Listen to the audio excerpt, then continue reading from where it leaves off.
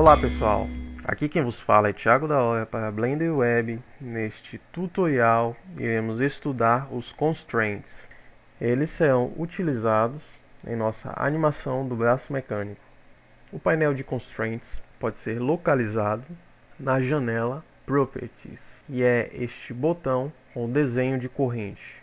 Nele temos uma aba chamada de Object Constraints e podemos clicar neste botão e será aberta uma janela pop-up com uma lista dos constraints que o Blender possui.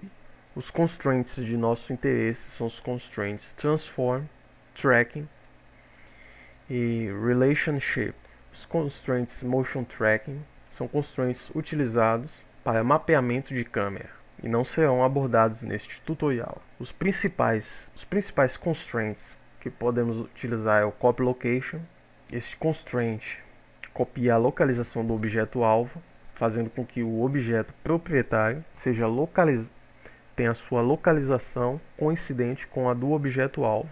Um constraint é não funcional quando sua caixa se apresenta na cor vermelha. Clique na caixa Target Object e selecione a opção Cube. Veja que o nosso cone passa a ser posicionado na posição do cubo. Uma grande vantagem em relação às hierarquias estudadas no terceiro tutorial é que, com os constraints, podemos animar seus parâmetros. Já a hierarquia não pode ser animada. As principais configurações deste constraint são seus eixos, x, y e z. Temos a opção Invert, onde podemos inverter a posição do objeto com relação à posição do objeto-alvo. Por exemplo, vamos desmarcar a opção X e veja que o objeto mantém o seu eixo X. Além disto, devemos destacar também que o objeto proprietário é ligado ao objeto-alvo. Além disto, podemos destacar que, ao ligarmos um objeto a outro, por meio de constraints, teremos uma linha pontilhada em azul. Vamos marcar a opção X e marcar a opção Invert. Veja que ao movermos o cubo em uma direção, em um sentido, o cone é movido no sentido inverso.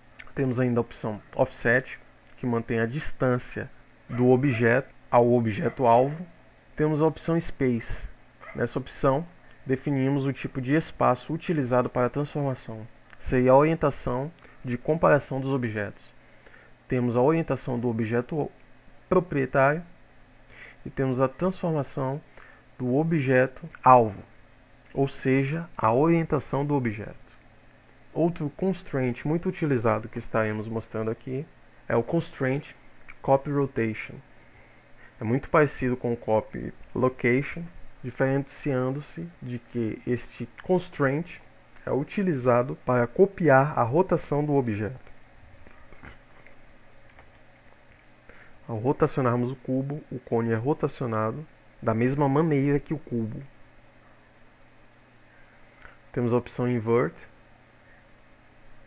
que inverte a direção.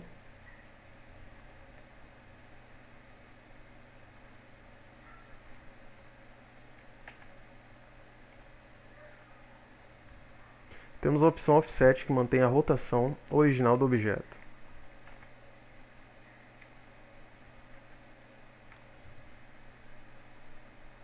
Isso nos permite também que rotacionemos o objeto, mesmo com o constraint ativado. Se desmarcarmos a opção, o objeto não pode ser rotacionado de forma independente. Temos a opção Space, que funciona da mesma maneira que o constraint Copy Location. Vamos mostrar aqui ainda também o Copy Scale, que copia a escala do objeto. Você pode selecionar o eixo de escala e tem a opção Offset, que mantém a escala atual do objeto. Temos ainda a opção Space. Temos o constraint Copy Transforms. Ele copia todas as transformações do objeto alvo Nele temos ainda a opção de Vertex Group, quando é um objeto de malha, onde podemos selecionar um grupo de vértices que será utilizado como alvo para o nosso objeto. Temos a opção Space. Outro constraint interessante é o Limit Distance. Ele limita a distância máxima que um objeto pode ter de outro a partir do parâmetro distance. Este constraint limita a distância máxima que um objeto proprietário pode ter do seu objeto-alvo. Vamos selecionar o objeto-alvo e a distância que este objeto pode ter do seu objeto-alvo é a distância atual.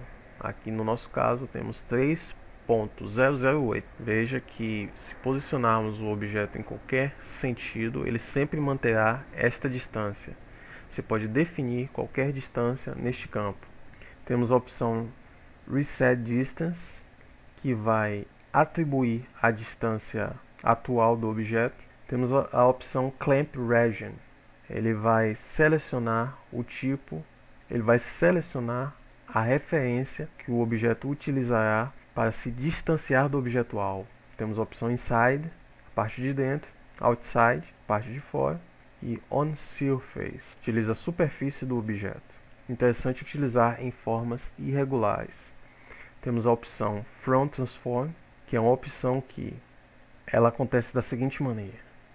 Quando selecionamos o nosso objeto, por exemplo, no eixo X e continuamos movendo paralelo a este eixo, o Blender continua calculando a distância real do objeto, mas a sua distância visual continua a mesma.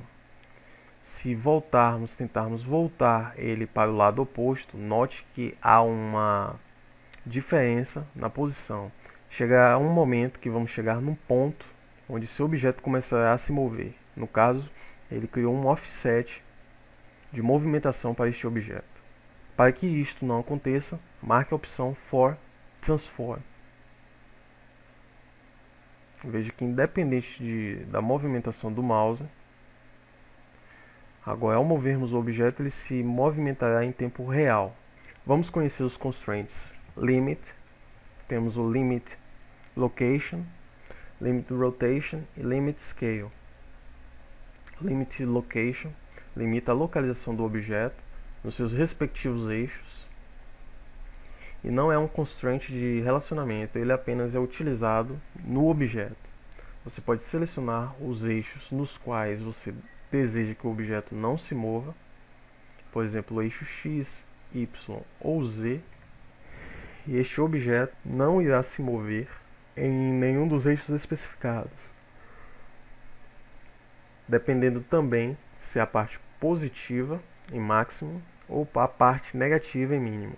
Também possui a opção For Transform e tem a opção Convert, que funciona da mesma maneira que a função Space, onde você seleciona o espaço proprietário do objeto. Vamos ver como exemplo. Em X,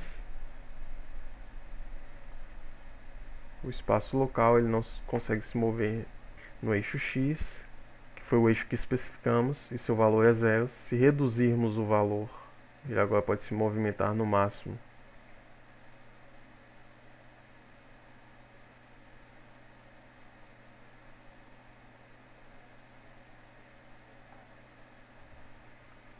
Os constraints Limit Rotation e Limit Scale funcionam basicamente da mesma forma que o Limit Location. Veja suas interfaces. Vamos conhecer o constraint de relacionamento chamado de Shield Off, que é um constraint de parentesco. Ele funciona do mesmo modo que o parentesco criado utilizando a tecla Ctrl P. A exceção é que podemos animar este parentesco. Em Target selecionamos o objeto pai, ou seja, o objeto alvo, e o objeto proprietário agora segue o objeto alvo. Podemos selecionar o tipo de transformação que ele sofrerá. Por exemplo, ele sofrerá aqui apenas localização e rotação, não sofrerá alteração de escala. Veja.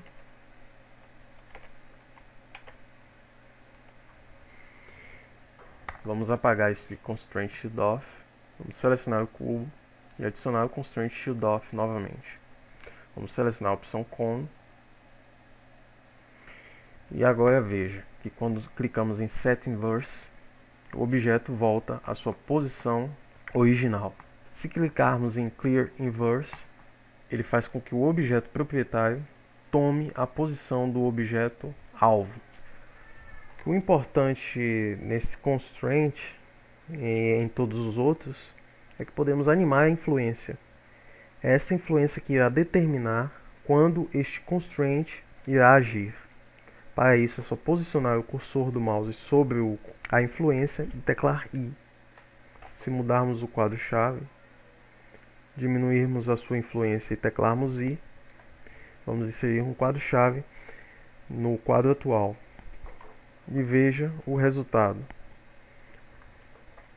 E aí está a vantagem de utilizarmos o constraint shield-off em parentescos animáveis. Então é isso aí.